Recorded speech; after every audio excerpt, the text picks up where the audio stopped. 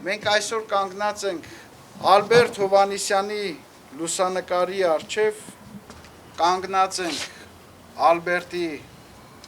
մանկության այս բակի մեջ եւ Ալբերտի տուն թանգարանի բացումը օրհնության կարգը պիտի անենք։ Հալելույա օրհնի Խաղաղություն ամենեցու Պատերազմից հետո դե իհարկե արդեն այս ամեն ինչը կար, այս դժվարությունը, այս ցավը փորձեցինք որ ինչ-որ կերպ սփոփանք գտնենք այս ամենի մեջ եւ հետագա սերունդներին դաստիարակելու ձև ունենանք, պատմելու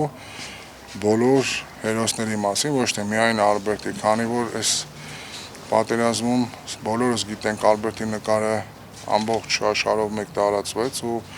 դարձավ ոնց որ ժողովուրդն ասում սիմվոլ է պատերազմի։ Միտքը տեղից հացանու է, որ կարողանանք ինչ-որ մի լավ բան անենք, որպեսզի հետագայում չմոռացվի ոչ մի բան։ Թանգարանի մեջ հիմնականում կարոտն ավելի շատ ու